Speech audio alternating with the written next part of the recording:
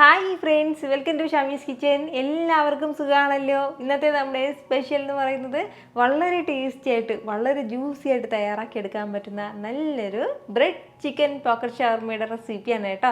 അപ്പോൾ ഈ വീഡിയോ ഇഷ്ടമായാൽ ഇതൊന്ന് ലൈക്ക് ചെയ്യാനും കൂടെ തന്നെ സബ്സ്ക്രൈബ് ചെയ്യാനും ആ തൊട്ടടുത്ത് കാണുന്ന ബെല്ലൈക്കൻ്റെ ഓള് മറക്കാതെ കൂടെ ഒന്ന് പ്രസ് ചെയ്തേക്കണേ.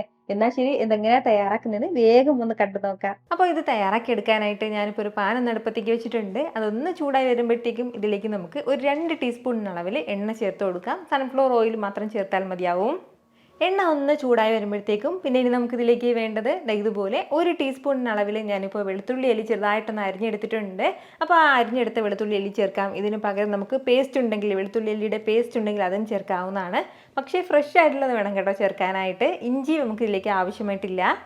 ഒരല്പസമയം ഒന്ന് വഴറ്റി കൊടുത്ത് നമ്മുടെ വെളുത്തുള്ളി എല്ലിയുടെ കളറൊക്കെ ഇതുപോലെ ഒന്ന് മാറിക്കഴിഞ്ഞാൽ പിന്നെ ഇനി നമുക്കിതിലേക്ക് വേണ്ടതാണ് 250 ഗ്രാം അളവിൽ ഞാനിപ്പോൾ ചിക്കൻ എടുത്തിട്ടുണ്ട്. ഇതിലേക്ക് ഒരല്പം വെള്ളവും ഉപ്പും കുരുമുളക് പൊടിയും മാത്രം ചേർത്തൊന്ന് വേവിച്ചെടുത്തിട്ടുള്ളതാണ്. 2 വിസിലൊന്ന് കുക്കറിൽ വരുന്നവരെ ഒന്ന് വേവിച്ചെടുത്തിട്ടുള്ളതാണ്.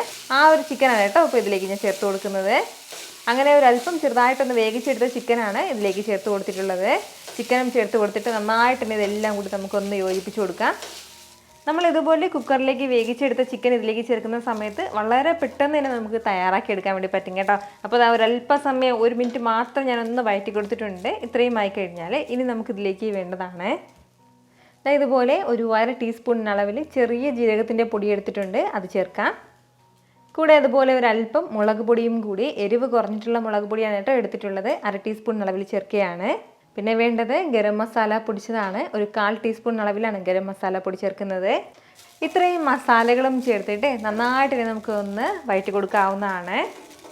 ഇതുപോലെ ഒരല്പസമയം ഒന്ന് വഴറ്റിയാൽ മതിയാവും. ആ മസാലയുടെ ഒരു പച്ച ടേസ്റ്റ് മാറുന്നവരെ മാത്രം ഇതുപോലെ ലൈറ്റായിട്ടൊന്ന് വഴറ്റി കൊടുത്തു കഴിഞ്ഞാൽ ഇനി ചേർക്കേണ്ടത് അത്യാവശ്യം വലിയ സവാളയുടെ ഒരു പകുതി സവാള ഞാനിപ്പോൾ ഇതുപോലെ നീളത്തിൽ അരിഞ്ഞെടുത്തിട്ടുണ്ട്. ആ സവാള നമുക്ക് ഇതിലേക്ക് ചേർക്കാം. കൂടെ പിന്നെ വേണ്ടത് ക്യാപ്സിക്കമാണ്. ഒരു 1/4 കപ്പ് അളവിൽ ക്യാപ്സിക്കം കൂടി നീളത്തിലരിഞ്ഞ് ചേർക്കുകയാണ്. അതുപോലെ തന്നെ ഒരു പകുതി അളവിൽ തക്കാളി എടുത്തിട്ട് ആ തക്കാളിയുടെ ആ സീഡ് മാറ്റിയിട്ട് അത് മാത്രം നമുക്ക് ഇതിലേക്ക് ചേർക്കാവുന്നതാണ്. നമ്മൾ ചിക്കൻ വേവിച്ചിരുന്ന സമയത്ത് അല്പം ഉപ്പ് ചേർത്തിട്ടുണ്ടായിരുന്നു. എന്നിരുന്നാലും കുറച്ചും കൂടി ഉപ്പ് കൂടി നമുക്കിതിലേക്ക് ആവശ്യമായിട്ടുണ്ട് ഈ ഒരു സമയം. അപ്പോൾ ഇത് ഇത്രയും ചേർത്തിട്ട് നല്ല രീതിക്ക് വീണ്ടും എല്ലാം കൂടി ഒന്ന് വഴറ്റി കൊടുക്കാവുന്നതാണ്.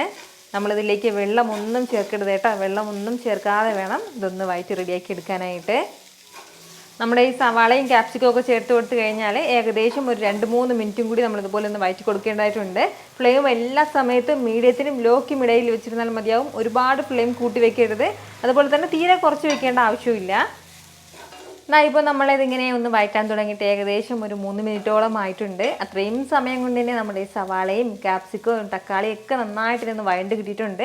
അതിൻ്റെ ആ ഒരു ക്രിസ്പിനെസ് അങ്ങ് നഷ്ടപ്പെടാൻ വേണ്ടി പാടില്ല കേട്ടോ. തീരെ അങ്ങ് കുഴഞ്ഞു പോകേണ്ട ആവശ്യമില്ല. ഈ ഒരു രീതിക്ക് മാത്രം നമുക്കൊന്ന് വഴറ്റിയെടുത്താൽ മതിയാവും. ഇത്രയും ആയി കഴിഞ്ഞാൽ ഇനി നമുക്ക് ഫ്ലെയിം ഒന്ന് ഓഫ് ചെയ്ത് കൊടുക്കാവുന്നതാണ്. ഫ്ലെയിം ഓഫ് ചെയ്ത് കൊടുത്തിട്ട് പിന്നെ ചേർക്കേണ്ട കാര്യമാണ് ഇതുപോലെ 1 ടേബിൾ സ്പൂൺ അളവിൽ ടൊമാറ്റോ സോസ് എടുത്തിട്ടുണ്ട്, അത് നമുക്ക് ഇതിലേക്ക് ചേർക്കാം. കൂടെ തന്നെ 2 ടേബിൾ സ്പൂൺ അളവിൽ മയോനൈസും കൂടി, നമുക്ക് ഇഷ്ടമുള്ള ഏത് ഫ്ലേവറിലുള്ള മയോനൈസ് വേണമെങ്കിലും ഇതിലേക്ക് ചേർക്കാവുന്നതാണ്. ഇപ്പോൾ നമ്മൾ ഫ്ലെയിം ഒന്നും ഓൺ ചെയ്തിട്ടില്ല, ഫ്ലെയിമിന് ഓൺ ചെയ്യേണ്ട ആവശ്യമില്ല. ഇതുപോലെ മയോനൈസും ടൊമാറ്റോ സോസും ചേർത്ത് കൊടുത്തിട്ട് നല്ല രീതിക്ക് എല്ലാം കൂടി ഒന്ന് യോജിപ്പിച്ചെടുക്കാവുന്നതാണ്. നന്നായിട്ട് തന്നെ ഒന്ന് മിക്സ് ചെയ്ത് കൊടുക്കാം.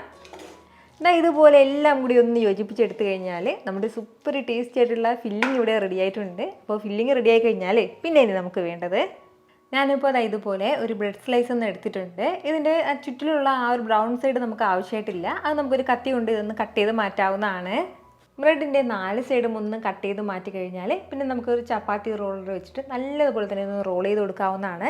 അപ്പോൾ ഇനിയിപ്പോൾ നമ്മൾ എടുക്കുന്ന ബ്രെഡ് എങ്ങാനും നല്ല ഹാർഡായിട്ടുള്ള ബ്രെഡാണെന്നുണ്ടെങ്കിൽ അതൊന്ന് സോഫ്റ്റായി കിട്ടാനായിട്ട് 1 മിനിറ്റ് മാത്രം നമ്മളിതൊന്ന് ആവിയിൽ വേവിച്ചെടുക്കുകയാണെന്നുണ്ടെങ്കിൽ നല്ല സോഫ്റ്റായിട്ട് നമ്മുടെ ബ്രെഡ് ഉണ്ടാവും കേട്ടോ. ഉടൻ തന്നെ നമ്മളത് ഇതുപോലെ ഒന്ന് പരത്തി കൊണ്ട് എടുക്കണം. പിന്നീട് വെള്ളം പുറത്ത് വെക്കുകയാണെന്നുണ്ടെങ്കിൽ വീണ്ടും ഇത് ഹാർഡായി പോകും. ഇനി നമ്മുടെ ആവശ്യത്തിനനുസരിച്ചിട്ടുള്ള ഫില്ലിങ് നമുക്ക് ഈ ബ്രെഡിലേക്ക് വെച്ച് കൊടുക്കാവുന്നതാണ്. എന്നിട്ട് നമുക്ക് മൈദയുടെ മിക്സ് ചുറ്റിലുമായിട്ട് ഒരു ബ്രഷ് കൊണ്ടോ അല്ലാന്നുണ്ടെങ്കിൽ വിരലുണ്ടോ ഇതൊന്നും തൊട്ട് കൊടുത്തിട്ട് നമുക്കിതെല്ലാം ഇതുപോലെ ഒന്ന് യോജിപ്പിച്ചെടുക്കാം. അപ്പോൾ നമ്മുടെ ഈ മൈദ മിക്സ് വന്നിട്ട് 1/4 കപ്പ് അളവിൽ മൈദയും 1/4 കപ്പ് അളവിൽ തന്നെ വെള്ളവും കൂടി ചേർത്ത് നന്നായിട്ട് ഈ ഒരു തിക്നെസ്സിൽ നമുക്കൊന്ന് മിക്സ് ചെയ്തെടുക്കാവുന്നതാണ്. ഇതുപോലെ ചെയ്തെടുത്ത ബ്രെഡ് ഇനി നമുക്ക് ഈ മൈദയുടെ മിക്സിൽ തന്നെ ഇതുപോലെ ഒന്ന് ഡിപ്പ് ചെയ്തെടുത്തിട്ട് നേരെ തന്നെ നമുക്ക് കോൺഫ്ലെക്സിലേക്കോ അല്ലാന്നുണ്ടെങ്കിൽ ബ്രെഡ് ക്രംസിലേക്കോ അതല്ലാന്നുണ്ടെങ്കിൽ ഓട്സിലേക്കോ നമുക്കൊന്ന് റോൾ ചെയ്തെടുക്കാവുന്നതാണ്. ഞാനിപ്പോൾ ഇതുപോലെ കോൺഫ്ലെക്സിലേക്കാണ് കേട്ടോ ഇതൊന്ന് റോൾ ചെയ്തെടുക്കുന്നത്. ഈ ഒരു രീതിക്ക് നമ്മുടെ ബ്രെഡിനുള്ളിൽ ഫില്ലിംഗ് എല്ലാം വെച്ചിട്ട് നല്ല രീതിക്ക് തന്നെ ഇതൊന്ന് കോട്ട് ചെയ്തെടുത്തിട്ടുണ്ട് നമ്മുടെ കോൺഫ്ലെക്സിൽ. അപ്പോൾ ഇത്രയും ആയിക്കഴിഞ്ഞാൽ പിന്നെ ഇനി നമുക്ക് വേണ്ടതെന്താണെന്ന് വെച്ചാൽ ഇത് വേണമെന്നുണ്ടെങ്കിൽ നമുക്ക് തുടർന്ന് തന്നെ ഇത് പൊരിച്ചെടുക്കാവുന്നതാണ്. അതല്ല എന്നുണ്ടെങ്കിൽ നമുക്കിത് ഫ്രീസറിൽ സ്റ്റോർ ചെയ്യാവുന്നതാണ് കേട്ടോ. അതായത് എയർ ടൈറ്റ് ആയിട്ടുള്ള ഒരു കണ്ടെയ്നറിലോ അല്ലാന്നുണ്ടെങ്കിൽ സിപ്പ് ലോക്കറിലോ വെച്ചിട്ട് നമുക്കിതൊന്ന് ഫ്രീസറിൽ സ്റ്റോർ ചെയ്യാവുന്നതാണ്. എപ്പോഴാണോ നമുക്ക് ആവശ്യം പൊരിക്കാനായിട്ട് ആ ഒരു സമയത്തിന് ഒരു അരമണിക്കൂർ മുമ്പ് ഒന്ന് പുറത്ത് വെച്ചിട്ട് നമുക്കൊന്ന് പൊരിച്ചെടുക്കാവുന്നതാണ്. അങ്ങനെ നമുക്ക് മാക്സിമം ഇത് 2 വീക്സ് വരെ ഇത് ഫ്രീസറിൽ സൂക്ഷിക്കാവുന്നതാണ് കേട്ടോ. നമുക്ക് ഞാനിപ്പോൾ ഇത് ഉടൻ തന്നെ എല്ലാം ഒന്ന് പൊരിച്ചെടുക്കുകയാണ്. ഇത് പൊരിച്ചെടുക്കാനുള്ള എണ്ണ നന്നായിട്ടൊന്ന് ചൂടായി കഴിഞ്ഞാൽ ഇനി നമുക്ക് ഇതിലേക്ക് ഓരോന്നായിട്ട് ഇട്ട് കൊടുക്കാവുന്നതാണ്. ഇതുപോലെ അത്യാവശ്യം ഇങ്ങനെ പരന്നൊരു പാൻ എടുക്കുകയാണെന്നുണ്ടെങ്കിൽ കുറച്ച് എണ്ണ മതിയാവും. പെട്ടെന്ന് തന്നെ നമുക്ക് എല്ലാം കൂടി ചേർത്തിട്ട് നമുക്കൊന്ന് ഫ്രൈ ചെയ്തെടുക്കാവുന്നതാണ്. നമ്മൾ ഇതിനുള്ളിൽ വെച്ചിരിക്കുന്ന ഫില്ലിംഗ് എല്ലാം നന്നായിട്ട് തന്നെ വെന്തിട്ടുള്ളതാണ്. അതിൻ്റെ പേരിൽ നമുക്ക് ഒരുപാട് സമയത്ത് മുരിക്കേണ്ട ആവശ്യമില്ല. നമ്മുടെ ഈ പുറം ഭാഗം മാത്രം നല്ല രീതിക്ക് ഒന്ന് ക്രിസ്പിനെസ് ആയി കിട്ടിയാൽ മതിയാവും. ഫ്ലെയിം ഒന്ന് മീഡിയത്തിൽ വെച്ചിട്ട് തന്നെ നമുക്കൊന്ന് ഫ്രൈ ചെയ്തെടുക്കാവുന്നതാണ്. ബ്രെഡ് ആയതിൻ്റെ പേരിൽ ഇതിലേക്ക് ഒരുപാട് എണ്ണ ഇങ്ങനെ പിടിച്ചിരിക്കുമെന്നൊരു ഡൗട്ട് ഉണ്ടാവും. അങ്ങനെ ഒന്നും ഉണ്ടാവില്ല. കാരണം നമ്മൾ ബ്രെഡിലേക്ക് ഈ മൈദയുടെ ഒരു കോട്ടിങ് ചെയ്തിരിക്കുന്നതിൻ്റെ പേരിൽ അധികം എണ്ണ ഒന്നും വലിച്ചെടുക്കില്ല കേട്ടോ. 2 വശവും നല്ലതുപോലെ ഒന്ന് മുരിഞ്ഞു കഴിഞ്ഞാൽ പിന്നെ നമുക്കിത് എടുക്കാവുന്നതാണ് കേട്ടോ. പുറം ഭാഗം വളരെ ക്രിസ്പി ആയിട്ടാണ് നമുക്കിത് കിട്ടുന്നത്. അപ്പോൾ ഇനി നമുക്കൊരു പ്ലേറ്റിലേക്ക് ഒന്ന് മാറ്റാം. നല്ല പെർഫെക്റ്റ് ആയിട്ട് തന്നെ ഇത് റെഡി ആയിട്ടുണ്ട്. പുറം ഭാഗം നല്ല ക്രിസ്പി ആയിട്ടും അങ്ങ് നല്ല ജ്യൂസി ആയിട്ടായിരിക്കും കേട്ടോ ഉണ്ടാവുന്നത്. ഇതുപോലെ തന്നെ നമുക്ക് ബാക്കിയുള്ളതും ഒന്ന് പൊരിച്ചെടുക്കാവുന്നതാണ്. ഇതിൻ്റെ കൂടെ പ്രത്യേകിച്ച് സൈഡായിട്ട് ഒന്നും തന്നെ ആവശ്യമില്ല കേട്ടോ. അപ്പോൾ വേണമെന്നുണ്ടെങ്കിൽ മാത്രം ടൊമാറ്റോ സോസും കൂടി എടുക്കാവുന്നതാണ്. വളരെ രുചികരവും ക്രിസ്പിയും നല്ല ജ്യൂസിയൊക്കെ ആയിട്ടുള്ള ഒരു സ്നാക്കാണ്. ട്രൈ ചെയ്ത് നോക്കുന്നവരൊക്കെ മറക്കാതെ നിങ്ങളുടെ ഫീഡ്ബാക്ക് ഒന്ന് അറിയിച്ചേക്കണം. കാരണം നിങ്ങളുടെ ഫീഡ്ബാക്ക് കാണുമ്പോഴായിരിക്കും അത് മറ്റുള്ളവർക്കും തയ്യാറാക്കി നോക്കണം എന്നുള്ളൊരു പ്രചോദനം ഉണ്ടാകുന്നത്. ഇത്ര എളുപ്പത്തിലും രുചികരമായിട്ടാണല്ലേ നമ്മൾ തയ്യാറാക്കി എടുത്തിട്ടുള്ളത്. അപ്പോൾ ഇത് ഇഷ്ടമായാൽ ഇതൊന്ന് ലൈക്ക് ചെയ്യാനും കൂടെ തന്നെ നിങ്ങളുടെ ഫ്രണ്ട്സിനും ഫാമിലിക്കും എല്ലാവർക്കും ഇതൊന്ന് ഷെയർ കൂടി ചെയ്ത് കൊടുത്തേക്കണം. ഇതുപോലുള്ള റെസിപ്പിക്ക് വേണ്ടിയിട്ട് നമ്മുടെ ഷാമീസ് കിച്ചൻ ചാനൽ ഫോളോ ചെയ്യാനും സബ്സ്ക്രൈബ് ചെയ്യാനൊന്നും ആരും മറക്കരുത്. വീണ്ടും നല്ലൊരു ഷാറ് വീഡിയോ ആയിട്ട് നാളെ കാണാം. അതുവരേക്കും എല്ലാവരും ഹാപ്പി ആയിട്ടിരിക്കുക, സന്തോഷമായിട്ടിരിക്കുക, എല്ലാവരും സേഫ് ആയിട്ടിരിക്കണം. Take care friends. ടാറ്റാ.